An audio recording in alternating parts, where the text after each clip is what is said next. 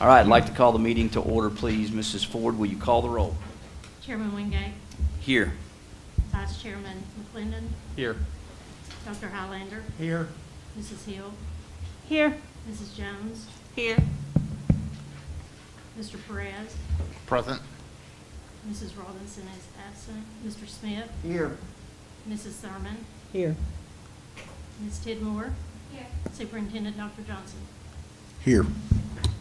Okay, before we get started here tonight, as many of you know, we lost three folks who were longtime employees of our system and also some very influential people in the Hamilton County school system in the last few days. And so I've asked Ms. Rhonda Thurman and Dr. Highlander to make comments about a couple of those folks, and I'll also speak to one, and just like to take a moment to remember those folks and honor their memories tonight. So, Mrs. Thurman. Yes, well, this week has been a hard week. Lost three friends. All three of these people were my friends. Clifford Kirk and Rick Smith and Catherine Neely. All three of them I knew very well, and it's been a rough week. But just say a few things about Clifford. Clifford won more than 1,100 softball games, and anybody that had anything knew Clifford at all knew that was his passion. That was his life, and I knew Clifford for 45 years. I've known him for a long time. His wife Ruth and Cindy and Janet, they're his two girls. And so it was a big loss for us, but he coached at Hickson, where he won 2 state softball championships, and then he went to Saudi Daisy, where he won 8, which is unprecedented. He won 8 state softball championships at Saudi Daisy High School, and then his last 8 years he coached at Sale Creek. Clifford was... if you knew Clifford, he was just a fun-loving guy, and he was very unorthodox about everything he did. He did some of the craziest plays in softball that I have ever seen. And sometimes when they worked, nobody was any more surprised than Clifford. But you know, when they worked, they were great. And when they were bad, he would just say, "Well, that's just Clifford." You know, is the way it was. But the softball has lost a legend. I've lost a friend. I just hate it that the girls that were looking forward to playing for him yet again this year at Sale Creek are going to miss out on that. But anyway, he was a great guy. We also this week lost Coach Catherine Neely, and I was fortunate enough at the beginning of my teaching career. I started working at East Ridge High School, and she had already retired from teaching at that time, but was still coaching the girls basketball team and coaching volleyball, and was the athletic director at the school. And so I got a chance to be around her a little bit, and much like Clifford Kirk, a lot of wins. And at one time, I don't know if it's still the case, at one time she was the national leader in volleyball wins. I think she currently is 3rd all time, and pretty amazing record. Also, she won the state championship in volleyball in 1997 and 05, and 2 other times she finished as a runner-up. And just a couple of accomplishments here. Coaching basketball in Hamilton County for 47 years, basketball for 43 years. She, in volleyball for 47, an athletic director for 20. She was the TACA, Tennessee Coaches Association Volleyball State Coach of the Year more times than I can count, literally. Double digits, easy. She was given USA Volleyball Lifetime Achievement Award at the USA Volleyball National Convention. She's a member of the TSSAA Hall of Fame, Greater Chattanooga Sports Hall of Fame, National High School Coaches Hall of Fame, Tennessee Sports Hall of Fame, and the Hickson High School Hall of Fame. She taught at East Ridge for 33 years, and she actually was the Hamilton County Teacher of the Year twice. Mm-hmm. So she will also be greatly missed. I did have the opportunity to teach and also later work with some young ladies who were impacted by her at East Ridge, and she was their second mom, and she would say that, they would all say that often, very, very tough, but they loved her dearly, so she will be greatly missed by Hamilton County. Thank you. Like Rhonda, I've known all 3 of them. In my 40-plus years of coaching, as well as teaching, there were 5 people that really impacted me. In wrestling, it was my college coach, Jim Morgan, and my mentor, John Farr from Red Bank. But there were 3 other people that really impacted my both my professional teaching and coaching a great deal. And one was Stan Farmer at Central High School. Another one was Rush Robinson at Uwa. And the other was Catherine Neely. For 3 or 4 years, I worked in the summer youth program with the federal government at East Ridge. And we took some kids that were disadvantaged, and we met at the gym every morning. And Catherine and I would usually talk for 30 minutes in the beginning and 30 minutes at the end. And I got more wisdom from Catherine, not just coaching wisdom, but wisdom about how to deal with young people. And she really cared about young people, they all did. But moving on to Rick Smith, Rick was went to East Ridge, went to McBrien Elementary School, went through East Ridge. His father got transferred his senior year, and he finished his school in Virginia. But he went to UT, was a chemistry and biology major. So he was a smart guy. He liked to teach. And one summer I did summer school with him when he was an assistant principal. And I said, Rick, what do you think about being in administration as opposed to teaching and coaching? And it was the softest, you know, he could be really firm, but it was the softest I'd ever seen his face. And he said, I really miss the individual contact with the student athletes and with the students in the classroom. And that set him a little different for me, about him, a little different perspective for me about Rick Smith than I would have seen otherwise. And I really appreciated that. I do know when he spent 42 years in education. He spent 33 in Hamilton County. And he did 9 years teaching in Georgia, and came and did a great coaching job. Correct me if I'm not wrong, at Soddy Daisy High School in football. I mean, he really had a major turnaround as a coach and got recruited into administration. It was an AP. And I worked summer school on the career ladder program with him, and we ate lunch together every day. And I got to know him a little bit better. But when I got on the board, of course, it's a different relationship. And I made a vote that, if any of you remember, I won't say what it was, but it was probably the most stupid vote I've ever made. And it was an 8-1, and fortunately, my vote did not keep us from getting what we needed to get. But Rick looked at me and had a big old grin behind that mustache, and he said, well, Steve, you made somebody a promise, didn't you? And I said, yes, I did. I said, he said, did you learn anything?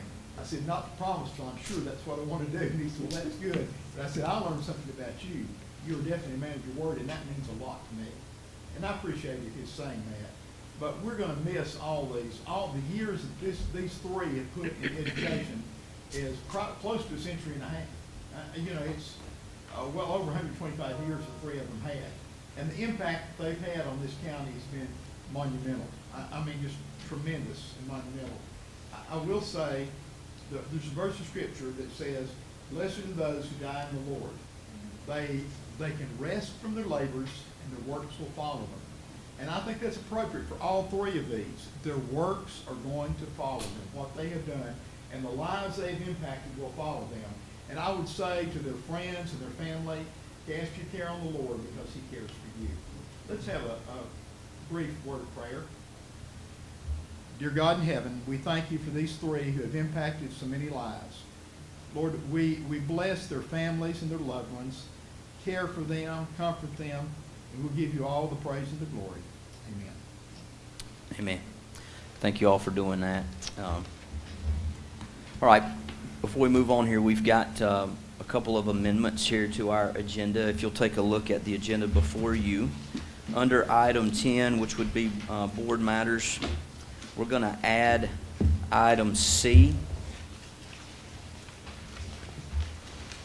And that would cause us to renumber our other items, but that would be the Jersey Pike property possible purchase.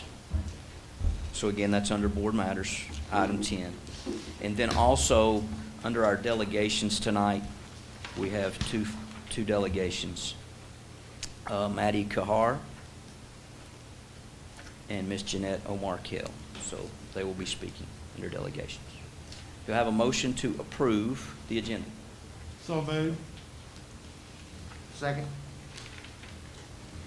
Okay, Mrs. Ford. Dr. Highlander. Yes. Mrs. Hill. Yes. Mrs. Jones. Yes. Mr. McClendon. Yes. Mr. Perez. Yes. Mrs. Robinson. Mrs. Robinson is with us on Zoom. Mr. Smith? Yes. Mrs. Thurman? Yes. Chairman Wingate? Yes. Now we will have our pledge and our meditation by Mr. Robert Alford, the principal of Hunter Middle School. Thank you. I want to give credit where credit's due. I emailed a friend of mine, Marquita Thomas. I don't know if you know Marquita. She is the IB diploma coordinator at Signal Mountain Middle School and high school. And I said, it's my time to do the pledge and meditation again. Can you help? She is an amazingly talented person. So she wrote a poem for me. Don't say I want to give credit where it's due. I tried to think of a way to make a connection, but frankly, I'm stuck. I can't find a direction. This year, 2020, has just been too much, with pandemics and politics, all sorts of such. With tornadoes and storms, all kinds of destruction, with slowdowns aplenty in building construction. With Charmin and Lysol in such short supply, I often ask myself, good grief, oh, just why in Clorox and mask did I not invest? Who would have thought it? Oh, who would suggest that the year 2020 could be such a pest? But wait, there's a bright spot that must be expressed, a beacon of hope that breaks this year's rules. I know you're not surprised, but that light is our schools. We've kept moving forward, learning things that surprise. 2020 won't beat us. We won't close our eyes. We're future focused. We're showing the way by our laser focus on each coming day. No matter the climate, no matter the doom, our schools just moved forward on right through the gloom. We've learned how to distance. We've learned how to Zoom. Why, our teachers and kids just continue to bloom. Whether learning online or in small pods of 5, learning and growing are still quite alive. We can learn in the schools, we can learn in a room, we can learn using Google or learn on a Zoom. 2020 won't get us. We won't miss a beat. Our fast-growing district won't suffer defeat. So I'd like to say on the people's behalf, thanks to our board, our teachers, our staff. Hamilton County will move on staunchly ahead. So there, 2020, with that being said, we'll be glad when you're done. You've given us a plenty. So please move along and be gone, 2020.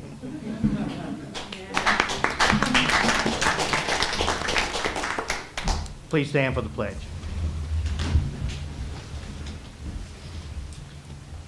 I pledge allegiance to the flag of the United States of America and to the republic for which it stands, one nation, under God, indivisible, with liberty and justice for all.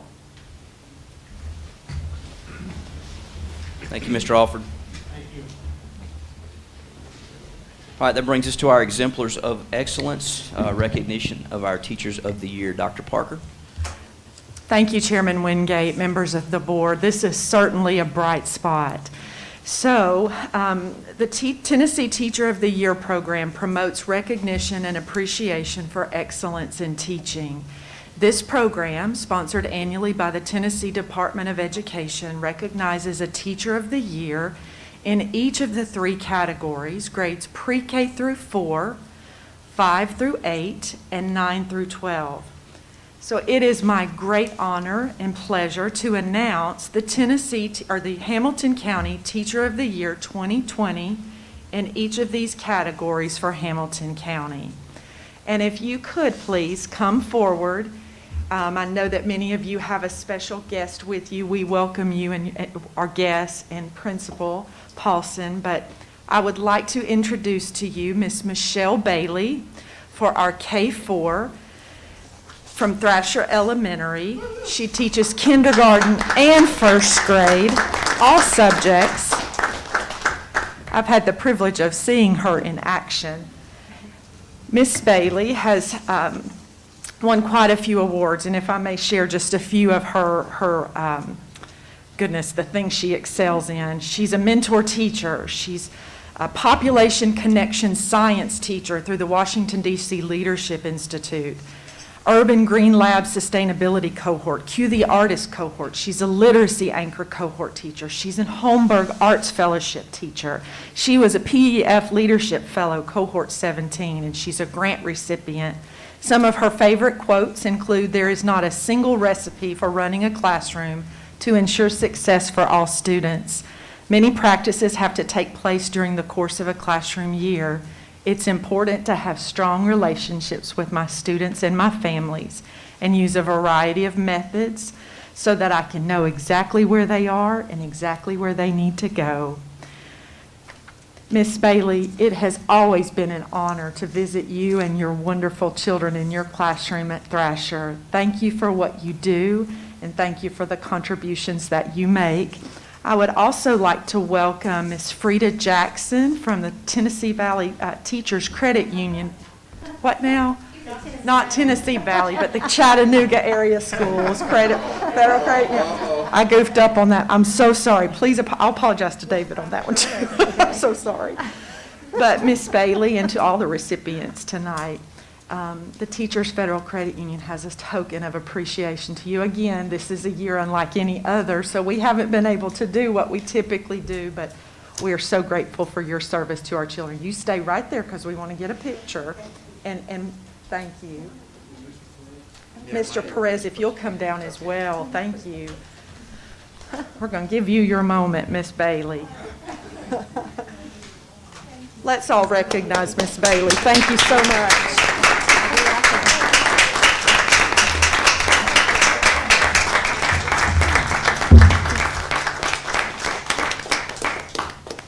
I would also like to acknowledge, while we're getting her picture, her husband is in the back doorway and Mr. Paulson from Thrasher is here. I think you have a fan base, Miss Bailey. Thank you. Every child deserves a teacher like Mrs. Bailey. Yes. Miss Bailey, if you'll stay here for just a moment, we would love to welcome our others.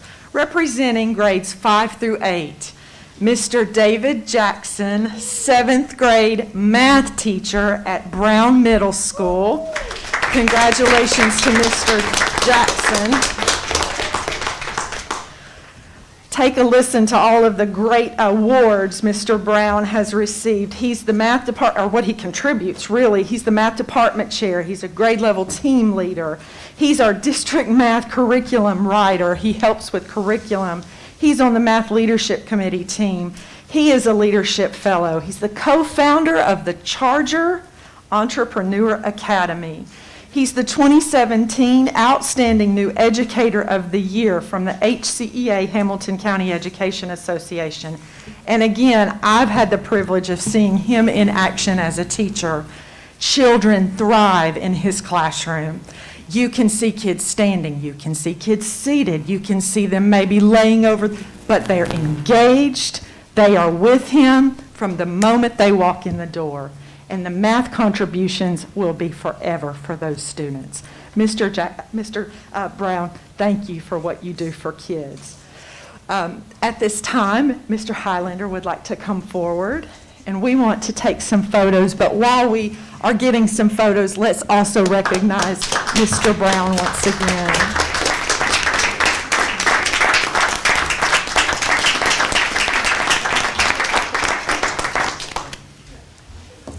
Thank you. And finally, of course, last but not least, I would like to welcome, well, let's get our photo moment. I'm sorry. Oh, no. He didn't break it. It's safe.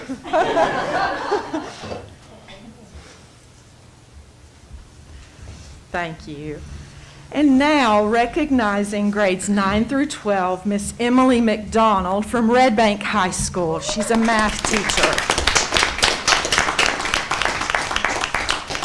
Again, our teachers make so many great contributions. So here's a little bit of the highlight information from Ms. McDonald. Have you noticed a trend here? We have math instructors. Go math. ACT prep lead teacher. She's a Tennessee STEM designation lead for Section 4 achievement. She's the faculty representative for the National Honor Society. She's an advanced ed accreditation committee member. She's a part of the Oak Ridge Institute for Science and Education virtual reality lesson plan winner. Wow. A recipient of the Tennessee Mathematics Teachers Association Classroom Grant, and she's also a STEM Fellow from Cohort 8. Ms. McDonald, thank you for your contribution to instruction and for our kids. We would like also to get a great photo with you. And so, Mr. Perez, if you'll come on down, let's acknowledge Ms. McDonald one more time.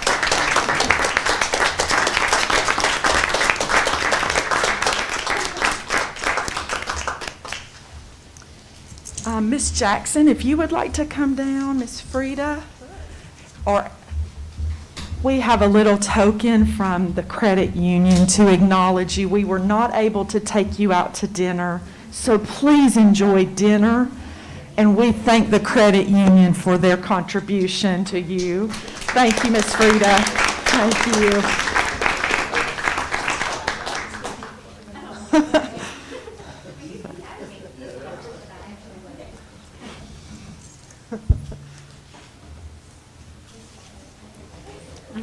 Thank you again. Thank you. Dr. Highlander. Can I say, they are all wonderful. I've seen my cohort at Brown, but I tell you, Miss McDonald has a great background. Her mother is a great teacher in Catoosa County. So she comes by, and they're all wonderful. We're so proud of her. Well, I didn't acknowledge her. She's in the back. Mom, come on, take a moment. And I didn't acknowledge Mr. Jackson's wife. She's in the back.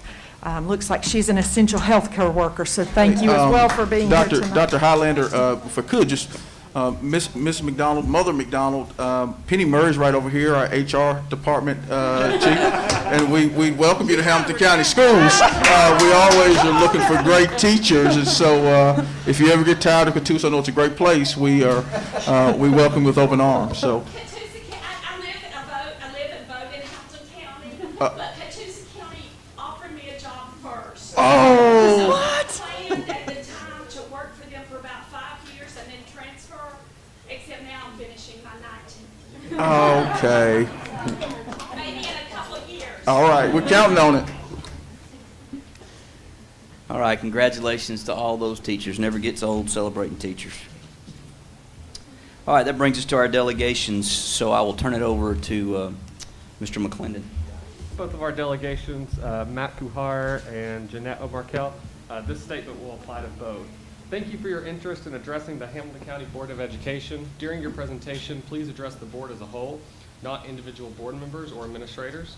Also, do not present complaints or concerns you have about an individual employee of the school system.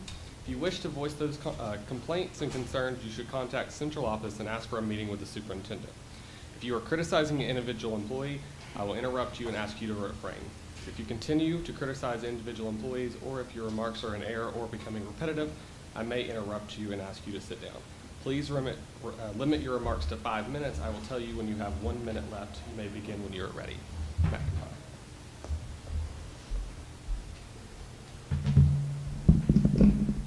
Hello, my name is Maddie Kuhar. Thank you for giving me the opportunity to speak today, and I want to say congratulations to our Teachers of the Year.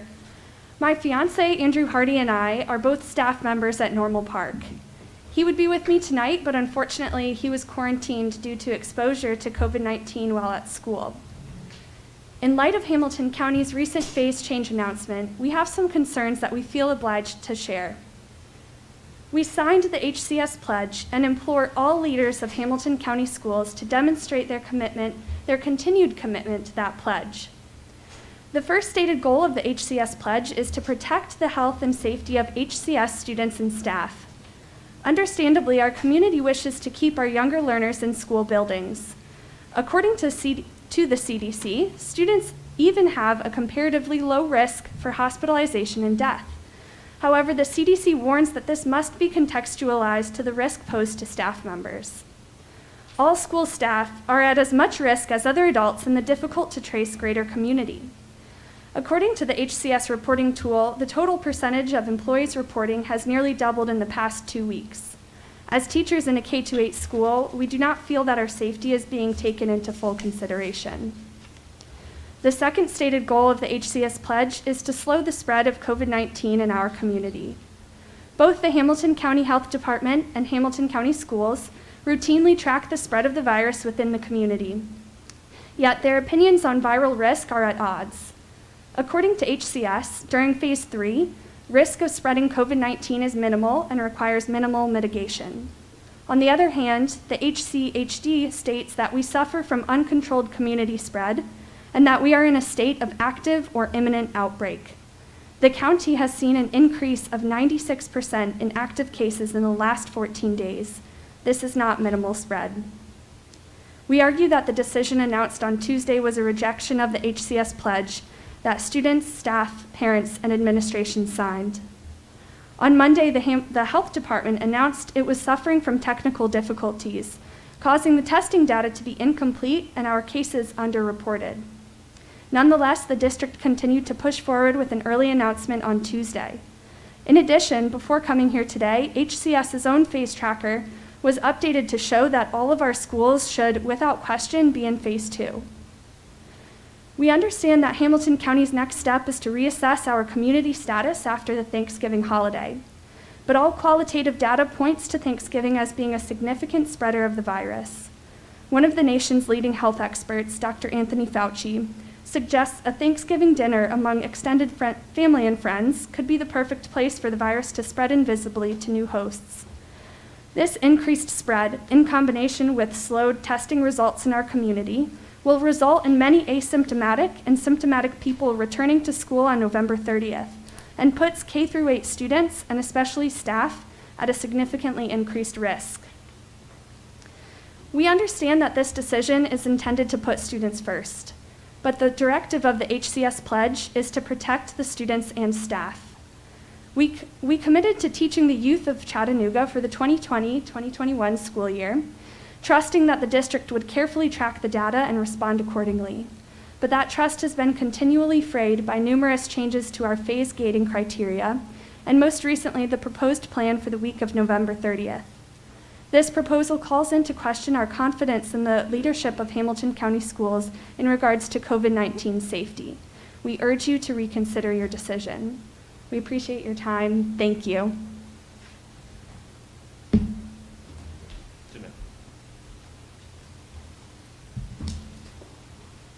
Don't start my tablet. I gotta put my eyes on.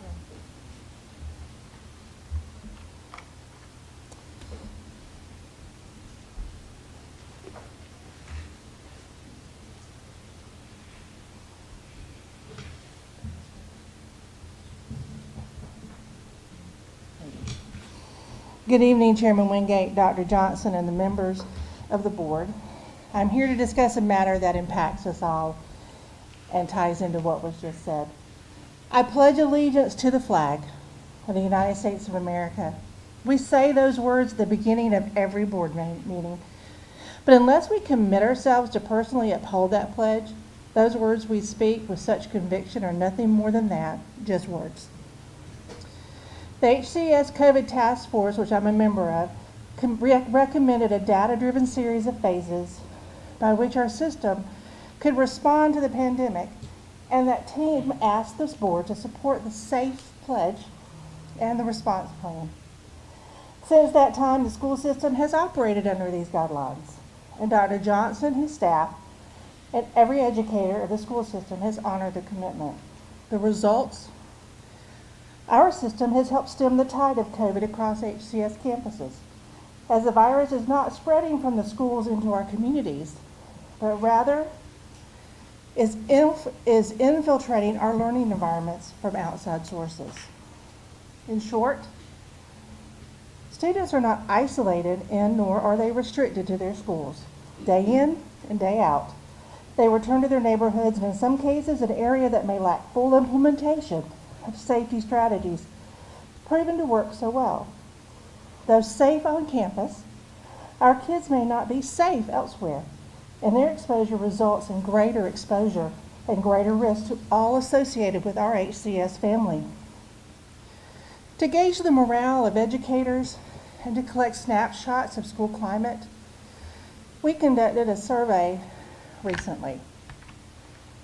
It's all too much. I'm exhausted constantly. I feel like I'm breathing 1 second at a time just to maintain. And honestly, it feels like no matter how much I do, it's not enough. It's not good enough.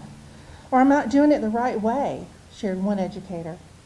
I know a lot of teachers considering quitting or changing professions, including myself, and it would be a tragedy for the school system if they follow through with it, shared another. Instead of feeling valued by the public at large, educators are facing criticism when school must adjust to the COVID crisis. As much as we all truly want to return to normal and have every day be an in-person, one-on-one instructional day, the situation we face and the steps we must take to protect the very health and well-being of all are far from normal. Therefore, when COVID accelerates throughout our local neighborhoods, it does not require a clairvoyant to predict the impact the virus has and will continue to have on how leadership must support instruction, how kids must master the content, and how educators must facilitate the curriculum. Currently, infection rates are once again rapidly climbing, and as a result, HCS is now on the cusp of moving into a new phase, a new level of response. HCEA trusts Dr. Johnson and his leadership team are prepared to do that which is in the best interest of our students, our families, our staff, and yes, for the greater good of the community. And we stand by his efforts and our pledge to safe schools. In reality, schools can't safely and efficiently operate unless everyone is working toward the same goal. Despite best efforts to mitigate the spread of the virus, data clearly demonstrates the school system cannot stop COVID from learning and leaching into our classrooms. Now is the time for us to unite, to reach out and ask community decision makers to pledge and to promote safe practices. Local officials must stand and advocate each neighborhood is safe. Today, the Hamilton County Education Association goes on record to support full implementation of the SAFE Pledge, not just in our schools, but in all of Hamilton County. And it is our hope our school board will publicly join in our efforts to promote SAFE, not just for schools, but for all stakeholders. We ask you to take a firm stand to support Dr. Johnson and commit to the pledge, support the phase response process to fidelity, and set the example, lead all others through this crisis and toward a more normal tomorrow by advocating for safer communities.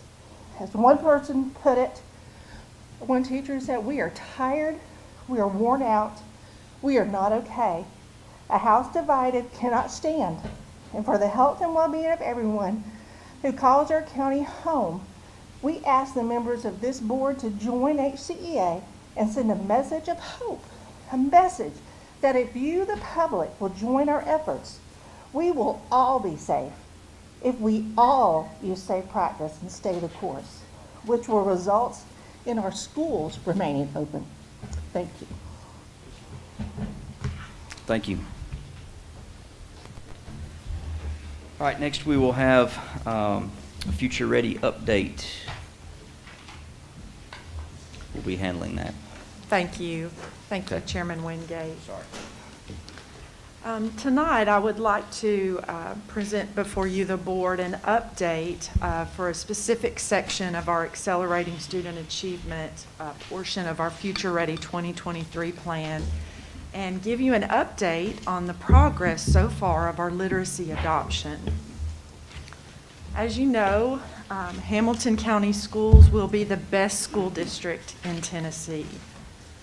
So tonight, I want to really focus on the specific section around accelerating student achievement, I'm going to start out tonight by giving you some data, starting with high-level data and then bringing it down to the context of us and Hamilton County. And then I would like to shift gears and talk really specifically about the focus on our focused area of third grade literacy, and by 2023, 50% of our students being at or above performance level against the Tennessee standards, or Tennessee and Ready assessment.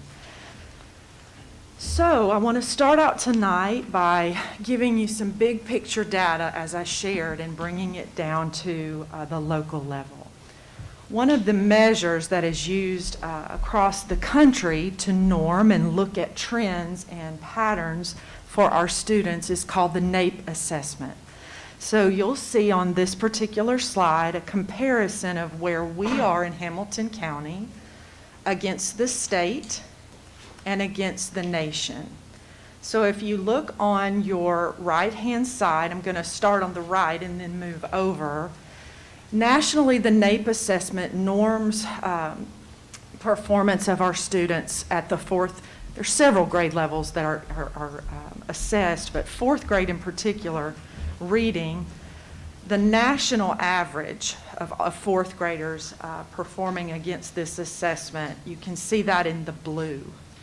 If you look in green, that's how the state of Tennessee is performing against the national standards. And you can see those are pretty close to one another. But now looking at the nation, fourth graders across the nation, looking specifically at fourth graders in the state of Tennessee, let's come over and compare Hamilton County students' performance on the T and Ready assessment versus other fourth graders across the state. And you see we edge other fourth graders in the state of Tennessee just a little, and we are trending just a little bit above even the state or the national average on the assessment. Now, thinking about the Future Ready path and our very first gateway, our focused 5 area being third grade, I wanted to tie in some critical information that really specifically speaks to this moment in time that we're in right now. Because I think it's really important, someone shared this piece of data the other day and it hit me, that we have a 2023 plan. And right now in our classrooms today across Hamilton County, Miss Bailey, first graders will be third graders the year 2023. So our current first grade students.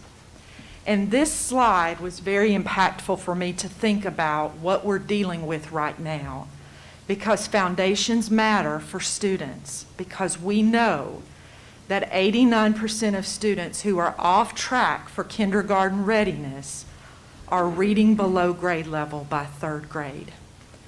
When you build a strong foundation, the house stands. You know what happens if there's a weak crack in a foundation. It takes a lot of repair and it's costly for a house. That's the same way we think about teaching and learning for our youngest students. Now, I wanted you to see where we are right now in school based on our recent benchmark that was given in October. As you all saw some pretty good data Monday night at the board agenda session at our presentation from Dr. Drake and Shannon Moody, we wanted to give you further context so that you could see across all grade bands, K2, 3-5, 6-8, and high school, what the trends are looking like from K2 all the way to high school.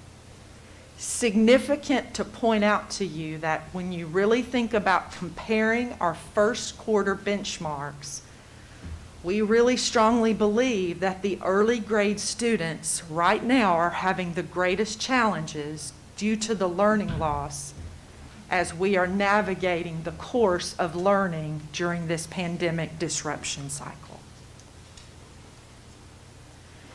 Now, and I apologize for the small text, it can be just a little bit challenging to read, but I wanted to give you some clear comparisons for our lower grade work versus our high school students. And so what you see here is a comparison, and the dots represent benchmarks.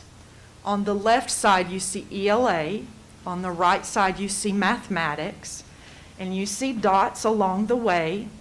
Each dot is a benchmark period when we gave the benchmark assessment. The green represents our HCS at-home students. Roughly about a third of Hamilton County students are learning at home. That equates to about, I would say we've had some return to in-person, but roughly 14,000 students. 1/3 being at home. The rest are in person, so you can see kids who are in person, it makes a difference. The best learning for our children takes place in person. You'll see purple arrows pointing to a certain spot on the data. Those purple arrows show summer. Those are the shifts of learning cycles over the summer. And what we see with our older students, there is not as much evidence of decreased student performance with our older students at the high school level among the learning options, especially there in mathematics.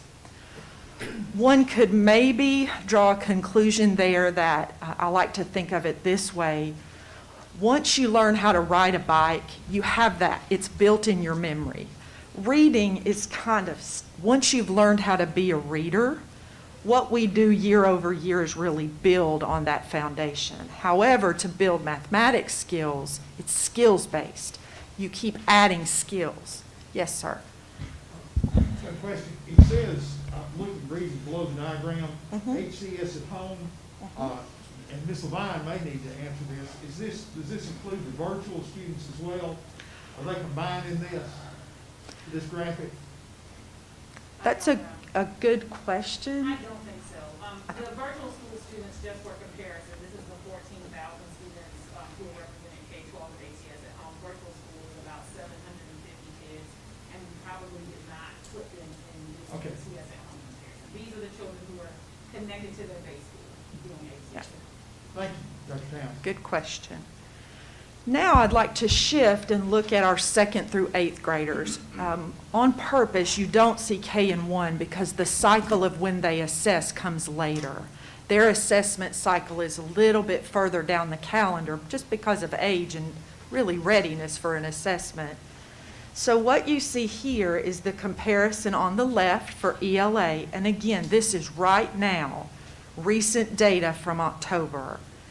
The trends in ELA there are on the left, but outside of high school, we can see significant, like there's evidence there of an exaggerated decreased student performance, specifically in mathematics, between our in-person and our at-home learners. Again, the purple arrow represents the summer gap between those 2 years compared. So I'm going to pause there for just a moment because I think this really sets the stage for what we're up against right now as we are working with our students with the challenges, but also the students that are coming in person. And I wanted to just pause for a moment of reflection and see if there are any questions before we start talking a little bit about the literacy. So just to understand the graph better, but I'm looking at the dates on the graph, which go all the way to 2018, 2019, but the graph still separates HCS at home from HCS in person, and they're still lower. So am I to assume that for some reason the people who chose HCS at home were already scoring lower? So I'm having trouble understanding why 2018 has that separation. It's a good question. You're right. So just to clarify, repeat back what you just said, which is true. When we disaggregate and we look at the children who are in HCS at home this quarter and we track them back for the last 2 years, they have been lower performing. So So we have some students who were lower achieving, who opted into HCS at home, and you can see they continue to be lower achieving. It's the slope between the points that's giving you the impression of whether or not there's a difference in how their performance has changed, right? So you are correct about, we have noticed that the children who are choosing HCS at home as a group were historically lower achieving than the students who are doing it in person. Dr. Towns, if you don't mind, would you speak, is your mic working? No, it's fine. I know Dr. Highlander would appreciate it. Yes, I'm sorry. Is that what you were trying to signal to me? Sorry, I'm so sorry. That's So okay. I was just confirming to what Mr. Perez said, that what you're seeing is that over time, the children who are currently in HCS at home, we track them back for 2 years. They have historically been lower achieving than the children who have opted in as a group to in-person learning. All right, I'll keep going. So, I'm sorry. Mrs. Go Hill. ahead, Ms. Hill. Sorry, you can't see my red cup. I'm sorry, I didn't see you. Okay, so looking at page 4 of this presentation, it immediately stands out to me, having had our session on Monday, how very useful disaggregated data can be. Because to look at these numbers and know that as a system, you know, we are making progress and we're ahead of the nation and ahead of the state on some things.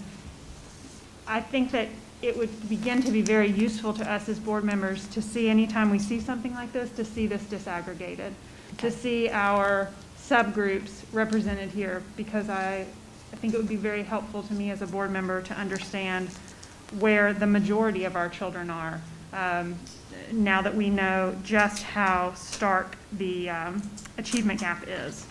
The other thing I noticed on page 6 that actually is confirming of some of the experiences that my children are having this year. So I have a 7th grader and an 11th grader.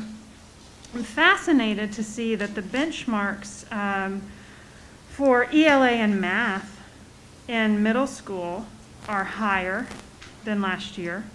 And also that for all subjects other than social studies, our benchmarks in high school are higher. Am I reading that correctly, Neely? So what I'm noticing, so my daughter, bless her heart, is taking calculus in 2020. Now, I think calculus is really hard, period, but 2020. But what I have found is that the combination of in-person teaching and the approach that I believe they're using Khan Academy, she is able to get immediate feedback as she does a problem. She's not coming home and doing 20 problems and getting half of them wrong and then going back. And so she gets immediate feedback, and I'm wondering if some of that might be what we're seeing with some of these benchmark improvements. And I point that out because we've talked about the fact that there will be innovation in education because of this experience. And in as much as we see that there are going to be achievement gaps with our young learners, to recognize that we have the potential to make some major gains with our older kids if we implement what we learn this year in the future. Ms. Hill, I would like to commend our teachers. They've done an excellent job, to just echo that statement, at elevating and merging the blending of the two. And as I shift gears a little bit into the next section of the presentation, I don't want to accelerate past questions, but I will say the board's adoption of the literacy curriculum gave us access to so many more virtual tools that we didn't have before. That was significant. Yes, sir. Dr. Highlander. Thank you. I know we approved I noticed some of the social studies marks, which was my area. And I noticed they're not quite what I'd hoped. And I know it's sometimes difficult in this time to do it. We approved all the textbooks, but I understand we have not purchased them all yet. Is that correct? Yeah, well, I will say this, to social studies and science, Neely knows I've asked her what we need. And so we'll be bringing that to the board. Our key focus, right, is to accelerate student achievement. So she's got a list Bringing a proposal. of what we need. To your point. Already approved the social studies adoption. Yeah. Improved the purchasing. I didn't think we had them I'm trying to think back. You know, off the top of your head, a couple of years ago, it seems like, and this is a point of literacy, right? A lot of times I'm saying to your point, a lot of times when and I've experienced over time, when you make adoptions, you make the adoption, a lot of times you don't have the resources to purchase everything that you'd like to purchase. And I think historically what happens is and I'm just being frank in teaching and learning, coming from the side, we cut corners. And teachers are making copies and doing different stuff, and we need to adopt the curriculum. The only way they can implement it with fidelity is to have the resources. And so there are some pieces and parts that I know we need to figure out a way.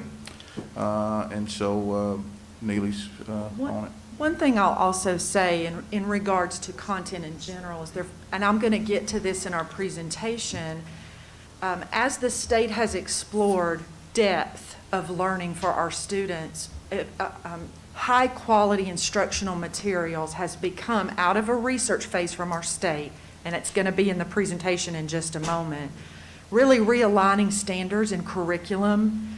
And so at our last adoption phase, standards were changing. And so we made decisions at that time to give resources and books. I remember being a principal, and we received some leveled readers and some books that supported integrated social studies content into literacy. And this adoption does that very well. But now that we have better access to materials as well as consistency among our standards, the materials have become much more elevated for our students and our teachers and aligned. And I'm going to get to that in just a moment. I have a lot of context for that in just a moment. Sure. And if I don't answer, I'll get that answer for you. Dr. Parker, real quick, and if you're going to answer this in a minute, just tell me. But sure. What I have experienced with my 3, and I'm looking at the 2nd through 8th grade, and we just went through our little student conferences this week, and they were walking us through all their benchmarks and their level ups and all of that. It was surprising to me. My boys really excel in math, or have traditionally, and I've noticed that their math was down. But yet, it's pretty similar to this chart that their ELA scores were either holding steady or improving. So it caused me to stop and think a little bit. Do you all have, you have an idea about why you think that is, again? Are you going to get into that? I know you've talked about the adoption and all that, but it's just interesting to me. And I know you've talked about building on skill, but yes. I'll be interested to see if after the 2nd benchmark, if maybe there's kind of some exponential growth just because students are now back in the routine. And yes. And I'm just thinking about multiplication tables, and my youngest could rattle them off last year. The 1s through the 9s, and now it's almost like, there's just a delay there, Yes. And I know at our house it's a whole lot easier to go pick up a reading appropriately leveled book, whereas it's not that easy to pick up an appropriately leveled math resource at the house, Yes. So. And it truly is, Chairman Wingate, the skills progression as well as the anchoring of those skills. It is a very different approach in how the skills evolve and grow upon one another. That's what we attribute it to most. But also, this is a trend that you see nationally. It's not just a trend as some other districts, and that is becoming more, we've never been through this before, so there's not a lot of evidence we can look back to. But that's what we surmise so far. It's the way the brain learns to become a reader and the way the brain has to scaffold the skill progression and knowledge that is required for mathematics and the complexity of the evolution of math. It's really kind of intense. I'd have to take probably more time to talk about that one a little further. No, that's so. All right. I wanted to give just a moment because I knew from Monday evening's presentation, I thought this would be an additional set of data that may help from where we left off Monday. So now what I would like to really get into is a little bit more about our literacy adoption and the progress to date. And I do have in the back Dr. Yvette Stewart. She is our elementary director of learning for K-8. And we also have Becky Covington, who helps us with I call them our littles, our young children as well. But she is also here. But I wanted to model for you because in our Future Ready plan, we reference clear learning targets. So tonight, you will be able to, by the end of this presentation, understand the definition and the expectations of HQIM, high quality instructional materials. You will be able to connect the implementation of the curriculum to key concepts regarding the science of reading and the McCrell's What Matters Most framework. You will better understand the new literacy adoption and the aligned outcomes that matter for all. One of the key components of the science of reading, or SOR, the research on how the brain learns to be a reader, is that we build background. That's a key differential piece to the way we're teaching literacy now through this new adoption and through the new expectations. So I would like to build background for you. I would like to establish some common vocabulary, early learning, and many of you may sit on teams in our community, early matters and such, but for tonight's focus and presentation, early learning specifically means grades K through 2, and a big key component of early learning is building foundational skills that will create strong foundation that they can build upon for future success and progress as readers and writers.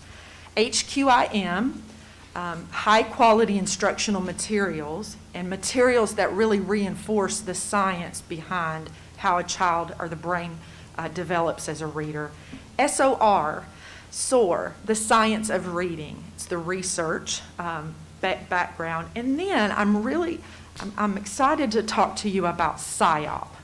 I hope this is a term that you'll hear more about in days to come. PSYOP is a framework for language acquisition for our English language learners. It stands for a Sheltered Instructional Observation Protocol. And it is a tool for teachers to use to build strategies that embed learning in the brain, and especially for our ESOL learners. And again, we have to know our why. As of 2019, 36.4% of Hamilton County third grade students were at or above proficiency level on T and Ready ELA. However, our board has set the ambitious goal that we will, by 2023, expect that 50% of our third graders will be at or above proficiency level in ELA. So again, setting the context for where we arrived at this point today. Beginning in the year 2016, the state of Tennessee was not pleased with the outcomes they were observing across the state. And the first kind of blue, it says setting the foundation. The state of Tennessee launched a statewide study and an in-depth research. They commissioned a research body to look for trends and what was going on in literacy instruction to get the outcomes.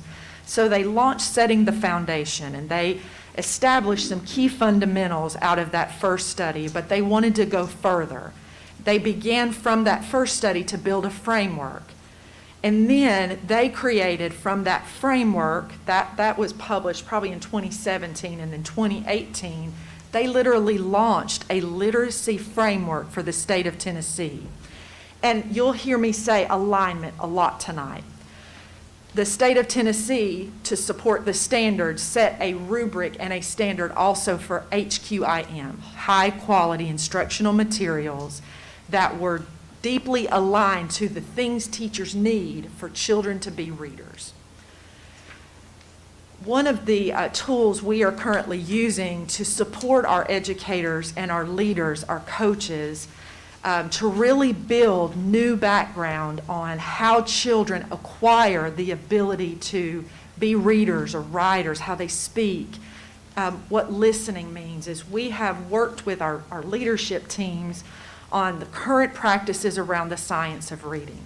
I used to teach kindergarten, and I remember we had an approach where we would start with the letters. I even had some little puppets. We would start with the alphabet. Then we would progress to sounds. That's called skills progression. Then we may have story time. But what is very different now, based on the outcomes of research and expectations of our students, is that we must do both. We can't just teach skills in isolation, and that's probably something you've heard before. It's not just skills of building the foundation to become a reader. We must also build comprehension and have aligned texts, have rigorous tasks, and exposure to knowledge, information, as well as fiction. So you'll also see, as we go through the presentation tonight, a lot of our text work that we're doing now with students is very informationally, and you'll see social studies driven. There's a lot of science integration and social studies integration in our work. Also, when you put these things systematically together, and again, I'm not just saying this, this is a true observation, but as I began as a teacher during the whole language era, everything was I had to find my way to teach skills. I had to find, we had Houghton Mifflin at that time, and we had a reader, but the merging of all the fundamental pieces and the alignment was not always there. The new adoption and the science of reading supports that they must be done together. Also, the state of Tennessee found in that research that the standards needed to reinforce some key foundational shifts from what we were doing before. This is what we need to be doing moving forward, and that is a regular practice, not just every so often, and not just in science or social studies, but across the board, regular practice with complex text and academic vocabulary. Reading and writing that is specifically grounded in evidence from literary and informational text. Building knowledge, sometimes that's referenced by practitioners in the science of reading as worldly knowledge, knowledge about the world around us, through very content-rich literary and informational text.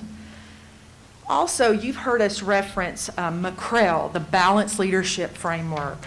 And so one of the key fundamental pieces to improving student achievement that is evidence-based with high-yield effect size is making sure you have the core right. And if you look at this framework, it's spiral, but right at the center, the number one key fundamental to get started with out of the gate is a guaranteed, challenging, and intentional, and I would add aligned curriculum. That has to come first before all of the other pathways can be successful. And we've struggled to have a well-aligned, guaranteed, aligned K-12 intentional curriculum for our students. Now, we all know it's very important to start strong. And so what we wanted to be very intentional about from the get-go was making sure we had a very focused vision that aligns to our Future Ready 2023 plan. And Dr. Stewart and a team of teachers, a team of leaders, a team of coaches really began this work while we were in the adoption cycle last year. And this is our adopted vision for literacy. We developed this together collectively. It was not a top-down, it was organic from the inside out. And our vision for literacy is that we will be committed to developing literate and motivated students who can independently, and sometimes I say, when it comes time without the teacher, they can independently really construct layers and understand complex text. They can produce sophisticated, nuanced pieces of writing. As students read and write, they'll be able to listen and hear the differences in text. I'm embellishing a little bit. Speak effectively, acquire extensive vocabulary, and use clear and concise language to communicate. And you'll see the graphic. At the center of all of that is really appropriate grade level complex texts that are directly aligned to the standards. And we are working on listening, speaking, reading, and writing to develop language. Another key fundamental piece that we did not want to miss is just let's do this implementation and get there. No, we've been very intentionally and working very hard from the moment that the series was adopted by this board to really create actionable steps So what you have in front of you is one small part of our entire literacy theory of action from K-5, where we have thought about every influencer in our district who must be aligned to what students need to know and be able to do as readers, writers, speakers, thinkers. And it starts at the top with the district team, principals, coaches, and teachers. If we take these key actions, then we will be better equipped to meet the vision which is set forth. And we've really been intentional to break down those actionable pieces. This is just a portion of the document. It's a pretty extensive document with several pages with several layers, because reading is it's pretty complex. And then we've taken key action steps to make sure every layer of support is aligned. And so as we came to the place to choose a high-quality instructional curriculum for our students, our team, of course, brought to the board EL Education. Because EL Education, you can see sort of the framework for how the approach is to instructing K-2 students as well as 3-5. And the language in the text is complex, but it's also it's very well aligned to our standards, which sometimes that's hard with a curriculum. The questions are actually leveled for teachers, and the tasks are very well aligned for the expectations. You'll also see a lot of opportunity for students to really use the text, and there are many scaffolds. Included within those scaffolds, we are being very intentional to merge what we do for our English language learners. Really, language acquisition is for all kids, but that's where those scaffolds come in. And here's an example of the core literacy block. What you might expect from a student in K-2 and 3-5, and a fundamental part of our day is spent on learning, getting the core right.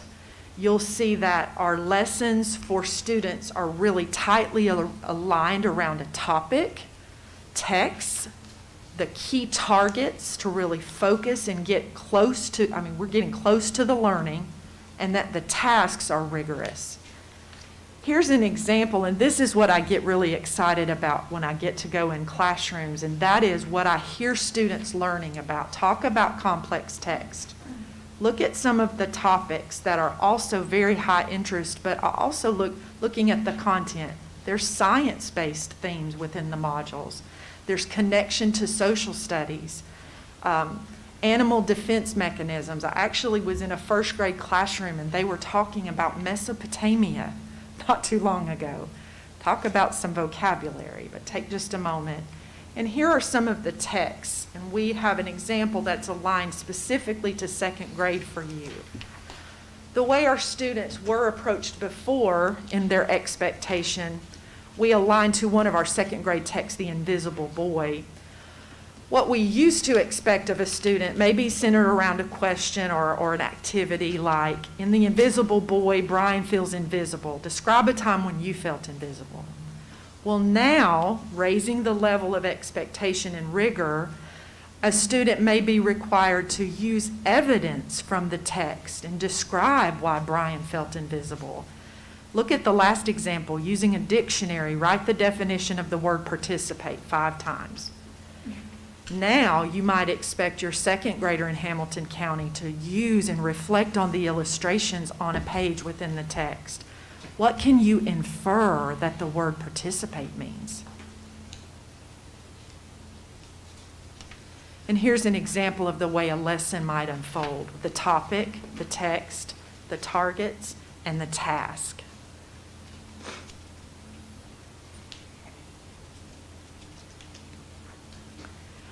Now I want to align a little bit to what we have also placed within our Future Ready 2023 plan, and that is how we align literacy supports to our great teachers and great leaders, because I believe a curriculum is just a curriculum until a great teacher takes it and implements it with quality, fidelity, intensity, and consistency. That's the difference maker.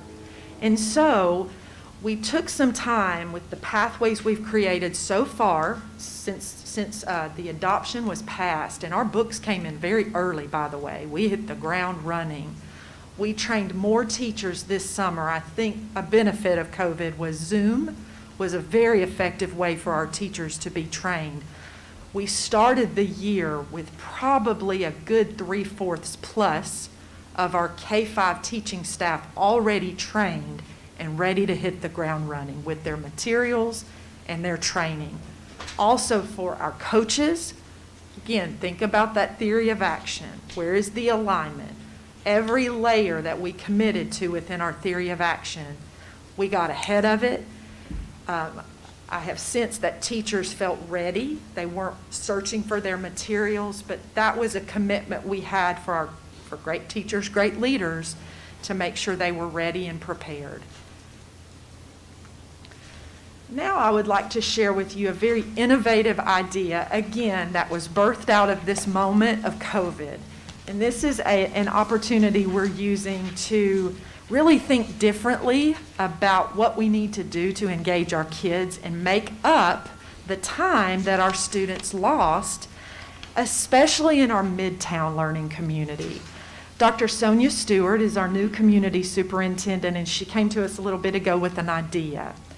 And what My Minutes Matter, the purpose of the program is to really recover time lost. They have set an ambitious goal. I mean, we're talking recovering minutes upwards within the millions. A lot of minutes to recover, but every minute matters. And Mr. Smith, I know you reference a lot of our parent engagement. This is a very unique and innovative way we are finding ways to engage our parents. So My Minutes Matter is intended to strengthen literacy, and it aligns with all of those things, looking at really expanding opportunities and thinking about this digital way we can connect with families and really accumulate minutes, but also narrow the achievement gap. And it aligns with the shifts I referenced just a moment.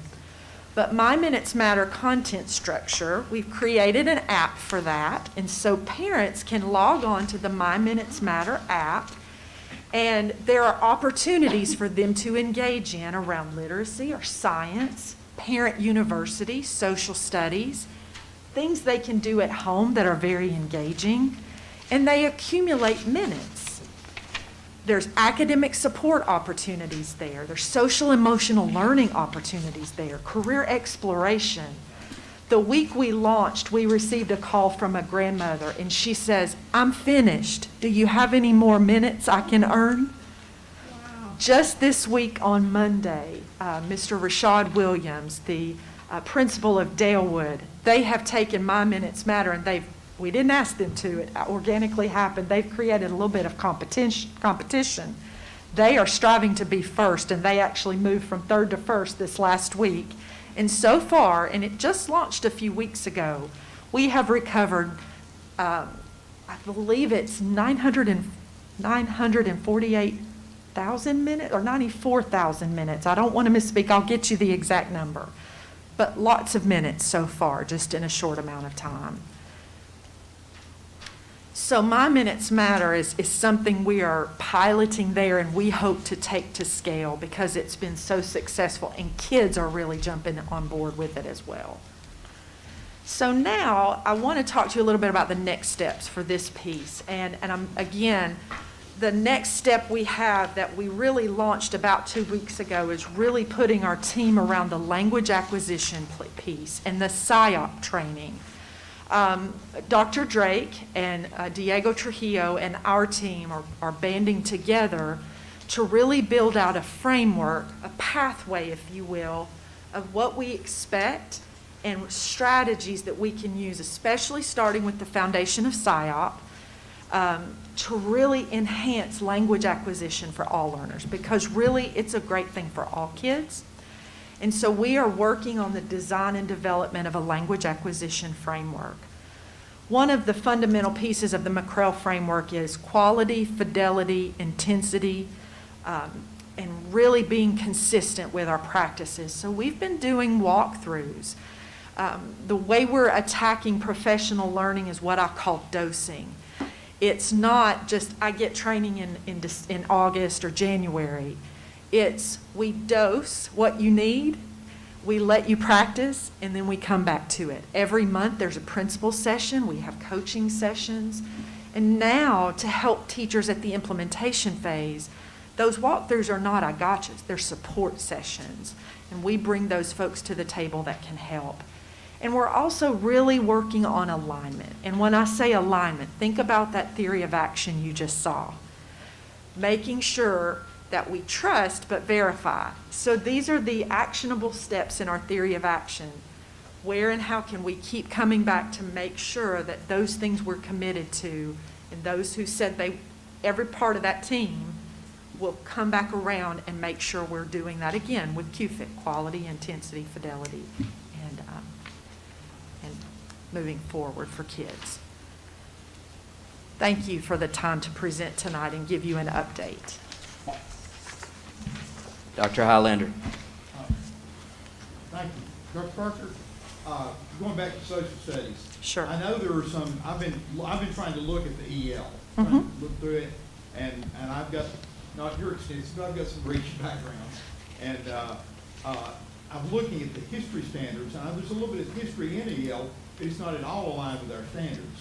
And so I'm concerned with the science and the social studies that we're missing out on some materials we need there, and that may be why the reason our scores have dropped. Well, I will. I've got a fourth grader that I've been working with who is just normally really, really top, 99th percentile in math all the way across. He's still doing well in it, but he's really dropped in science and social studies. Sure. Because they seem not to be in line. I can talk to you about fourth grade. I used to teach fourth grade in my. Some of it is the trajectory, and it's also, it goes to all those things. High quality instructional materials. It goes to the pacing of the standards. Fourth grade, there's a significant turn for students. They have to learn a series of history that starts from almost the birth of civilization to the Civil War. It's a lot of content. I've worked with him. I'm well aware. It's a lot. My son really struggled at fourth grade. But let me just say this to respond to your question. We know right now, especially after data, it's our job to respond when our students are not being able to access what they need to. This is not acceptable to us either. Dr. Stewart back there can tell you I pushed them this week. I would like to bring to the board some materials that we can have to enhance the standards. The other thing I will say is not only is there a lot of content in social studies that has to be learned, the new expectations of the standards really are heavily, and you have to write a lot. You have to infer a lot. And so that's what we're trying to make sure we align the materials to, is the expectation for our students. You're exactly right. I'm Yeah. aware of that. But the material we're getting does not lend to that, what we have now. It's Not right now. That's why we're looking to bring a recommendation. I have a little time in on it. Thank you. Sure. Thank you. Mrs. Hill. Neely, I appreciate all of the detail within this. And I have got to say that I am very impressed with the change in expectations as illustrated on page 23. This is the way our kids need to be thinking about how they use reading. And this will prepare them better for the future. And I'm very glad that we have the resources that we do in our classrooms. One final comment. My Minutes Matter. This is a tremendous idea, and the fact that we were able to develop this in-house and that it has been adopted naturally by people within the learning community, I want to give some COVID high fives to the folks that did this, because it is smart, it's clever, and I'm excited that it seems like it could potentially be very scalable. I know that I got an email about doing a book recording. I bet everybody did. So I guess we're supposed to read a book, and then we would be one of the minutes. So just to clarify, the minutes idea, is that because students lost minutes in the classroom? Okay, and so now we want to capture that. So basically, all that screen time, we're going to suck it out of them. Make it meaningful. And make it fun and make it meaningful. Okay, that's great. I won't be surprised when Brian sends us a superintendent update that this thing's been published in some magazine somewhere, because it's really innovative. Dr. Stewart at Midtown was really spearheading it. And I'll just say this, at student advisory yesterday, was it yesterday, Macy? I get confused. Okay, yesterday. And Howard and Sequoia were the spotlights, right? And so Howard is piloting My Minutes Matter. And Macy asked a follow-up question. Macy said, or I think it was Macy, you asked this question. I think you said, tell me more about My Minutes Matter. We don't have this at our school. And like I could see everybody on the call, and we had great participation. All the students on the call were like, where's my Minutes Matter? And so I said, it's coming. And so it's definitely something that I think is going to be scalable, and students will engage. I mean, the great thing about it is you access it on your phone. And that's the way, kids are engaging. So here's an interesting tidbit. Here's the fact. As of 11/11/20, 94,852 minutes have been acquired. And this is interesting. The most participation is coming from middle schools. They have the most students actively participating. How many minutes did we lose? Oh goodness, Dr. Town, I want to say it was upwards. I think it's 18,000 per kid. What we calculate was 6 instructional hours per day. So 360 per day times 5 days a week for 10 weeks at the end of last year. So That's a lot. Well, when we make it up, Sorry, we should that's have what- cake or something. Don't you think? They do have student incentives, so they're pretty bought in. I'm sorry. So yes, I didn't have on my mic, but it's 360 minutes a day for 5 days a week for 10 weeks, 18,000.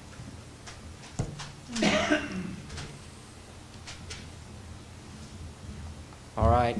Thank you, Dr. Parker. All right, that brings us to our consent agenda. Do I have a motion to approve? So moved. Did you get the second, Ms. Ford? Yes, sir. All right, any items we'd like to take a look at? Mr. McClendon? Let's see if I can get this right. 8D, 1B, the ABM custodial contract. Okay.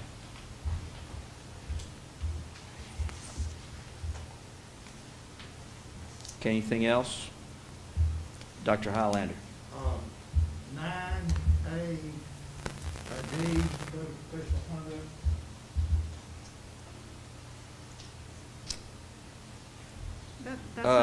That's not in consent. Yeah, that, we'll get to that, yeah, we'll get to that after our consent. I see now that it's not. Thank you. Anything else? All right, Mrs. Ford?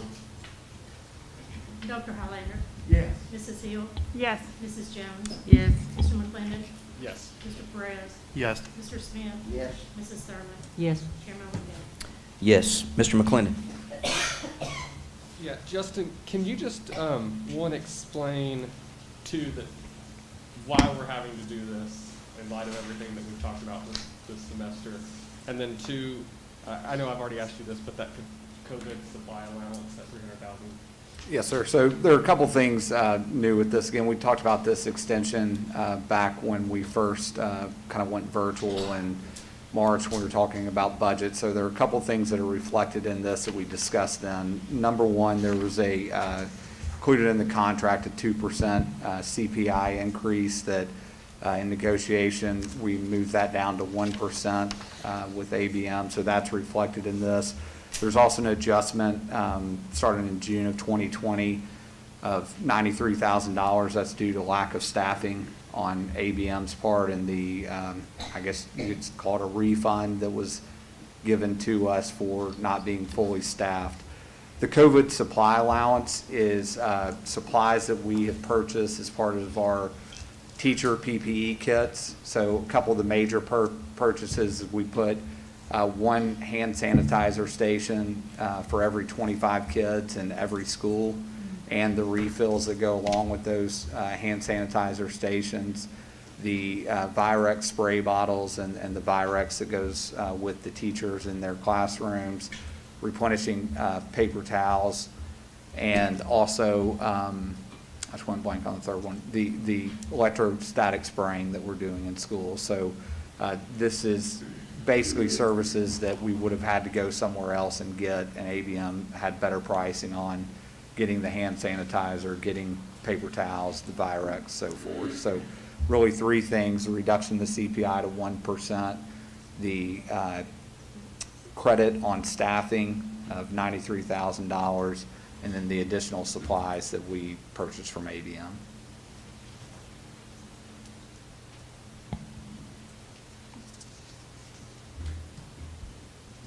Okay, motion to approve? Go ahead, I want to say one thing. Mrs. Thurman. Yeah, I talked to you about issue, or I mentioned Yes, it ma'am. Monday night. Did you handle any of that? Yes, Okay, ma'am. I appreciate that. Thank you. Okay, we got a motion to approve that item. Do we have a second? Second. I'm sorry, who motioned? Mr. McClendon made the motion to approve. Okay. Second. Okay. Dr. Highlander? Yes. Mrs. Hill? Yes. Mrs. Jones? Yes. Mr. McClendon? Yes. Mr. Perez? Yes. Mr. Smith? Yes. Mrs. Sermon? Yes. Chairman Wingate? Yes. All right, that brings us down to administrative business matters. You will see there board policies that are first read, so we'll be voting on these at next month's meeting. Dr. Highlander, I know you had raised your hand earlier. Would you like to go ahead there, and then we'll let Ms. Hill speak? This is more of a question than a comment. One is, trying to follow the Tennessee Code of Ethics, and part of this is, I'm sure obviously redundant, but we're expanding it quite a bit. I'm wondering, maybe for Mr. Bennett can answer, how does this impact our employees' First Amendment rights? Or am I misreading this or not, Mr. Bennett? That's a really good question. So obviously, we can apply any policy that relates to professional conduct in a way that goes further than our organic law allows. That's not what this is intended to be. This is intended to be aspirational, where the board and the administration, through appropriate training, reminds people that as an educator, and we're using that term very broadly here, it could be a certificated employee, it could be an educational assistant who works with students. Whenever someone is involved in the education process, they carry that public trust. And so it's cautionary to be mindful of, you can do things that are well within your rights, but when you do something that is ill-conceived, foolish, and you breach that public trust, it creates a problem. It doesn't necessarily suggest that, well, again, it's more aspirational. It sets a standard for educators to be mindful of what they're doing and how exercising otherwise appropriate rights can create for themselves complications when it comes to the exercise of their profession. I totally understand and I agree with the way Dr. Townsend's, or whoever prepared it. I believe you prepared it, Dr. Towns. With collaboration with Mr. Bishop. Right, and I totally understand what you're saying. What I think we need to do, if we're going to have this expectation of our employees, we need to give them, they need to have a clear understanding of it from the county office. And maybe less detailed than this. We do. So we do have. We're actually putting together training. I've talked to Scott and Mary about it.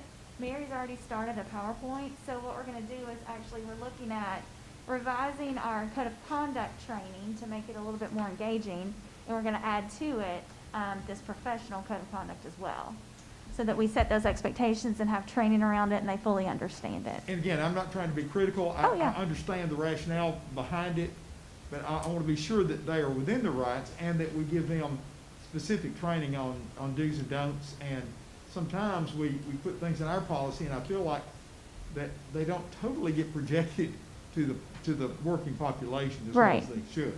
Yeah.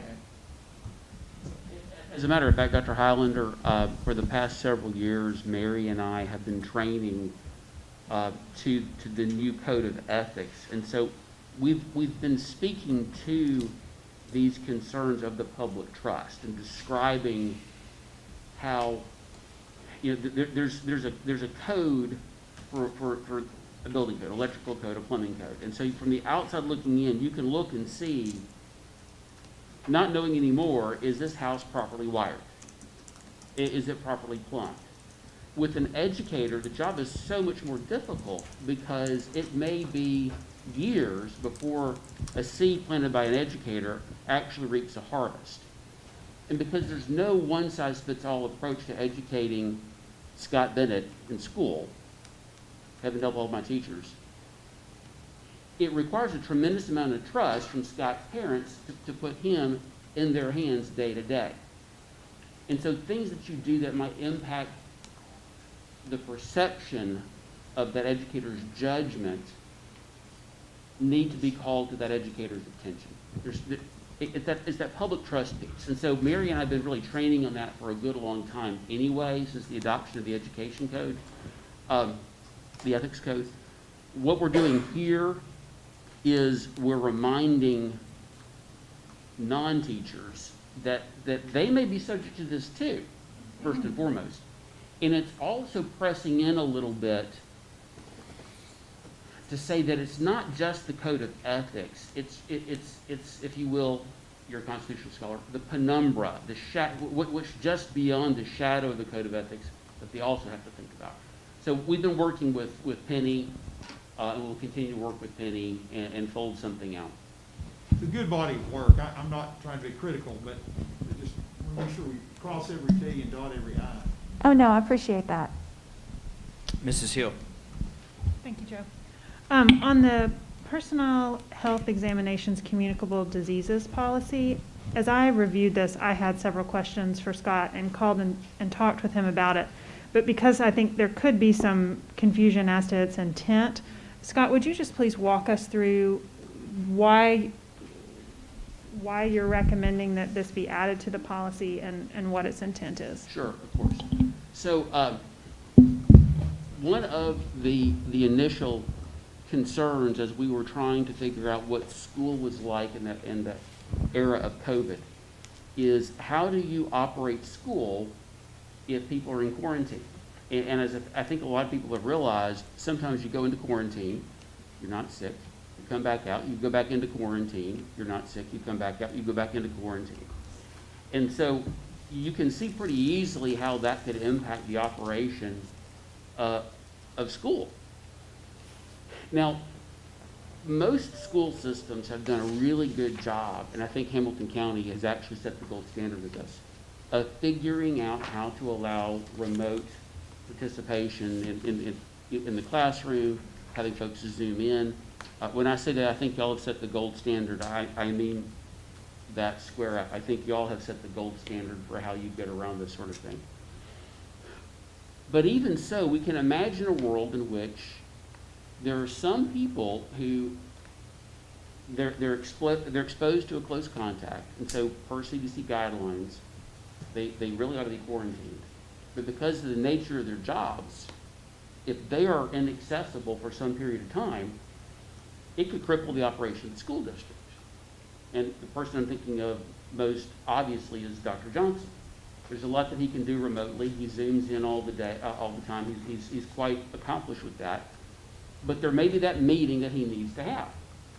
And so we've drafted this policy in conformity with CDC guidelines and also guidelines from the Tennessee Department of Health and the Tennessee Department of Education to provide for, in those situations where someone cannot work remotely, they are not symptomatic, they have not tested positive, and they're able to maintain social distance and to wear protective equipment. In those circumstances, if the employee so chooses, and if the director decides that this person's continued work is essential to the system, then in that scenario, consistent with guidelines developed by the State Department of Education, that person can continue working. So it's going to apply to very few people. When it's triggered, the employee has the right to opt out and take FCRA leave if he or she chooses to do so. And if we can't maintain social distance and maintain the masks, then we don't do it anyway. Again, I envision this to be exercised very infrequently. The way the policy is written, it's not specific to COVID. It could be, the next communicable disease crisis, heaven forbid.